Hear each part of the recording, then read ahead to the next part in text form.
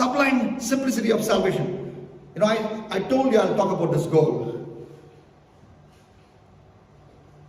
Argentina leading 2-1. Injury time. Just a couple of minutes or 1 minute left for the match to be over. And for Netherlands to be knocked out of this game. That's when Netherlands wins a free kick in this World Cup. In this World Cup quarterfinal against Argentina. So the Argentinian players are standing in a wall. But in the wall, part of the wall, are 3 Dutch players. And one fellow is standing like this, the way they stand, you know, for the free kick. So reverentially he's standing, okay? But he's part of a complicated plan. He's part of a complicated plan that they planned, maybe with their 71-year-old coach, Louis van Gaal, training them to do all these tricky things. A complicated plan. And in the middle is workhorse, double square, W square. Workhorse, 6 foot 6 inches, center forward. And next to him is a Netherlands player. So 3 Netherlands players are part of the Argentine wall. So the free kick, instead of that free kick being a power shot, is a gentle pass aimed at W square. And he turns to the Argentine goal.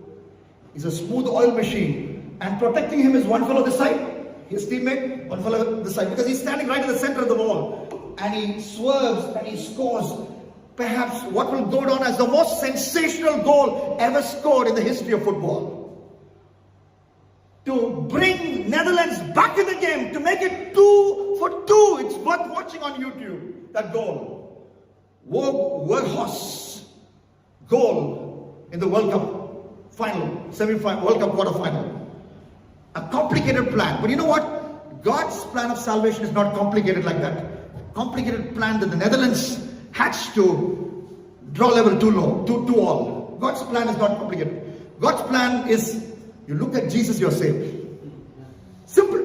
No complication. No part of the wall, no covering your front portion like this, acting, and then the other fellow taking the ball and then swiveling and scoring. No, it's very simple, very simple.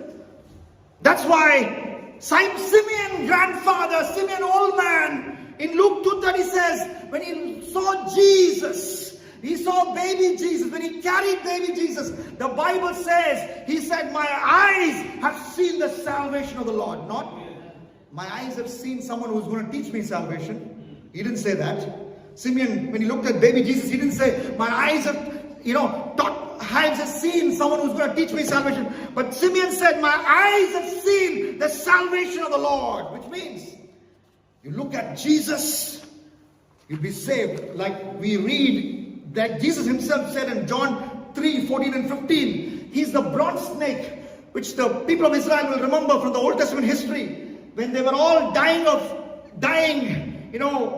they had to look at the bronze snake which Moses made. And they looked at the bronze snake, they were healed, they were saved. You look at Jesus with a repentant heart, with faith, you look at Jesus, you'll be saved. Simple. This is the simple good news. Other philosophies say, you do that, then you'll get saved. Other philosophers say, you climb that mountain, offer that animal, then you will be saved. Then you have a chance at least. But Jesus says, look at me. As I'm lifted up on the cross, look at me. You will be saved with a repentant heart, with belief.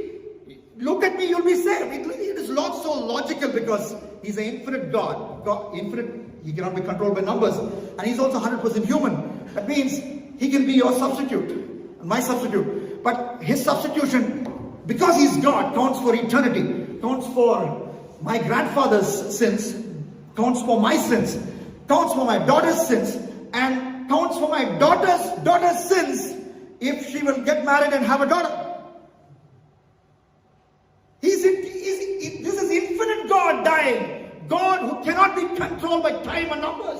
So when he dies, when you put your faith in him and his sacrifice, all you need to look at him, and with a repentant heart, he will forgive you. He will give you salvation.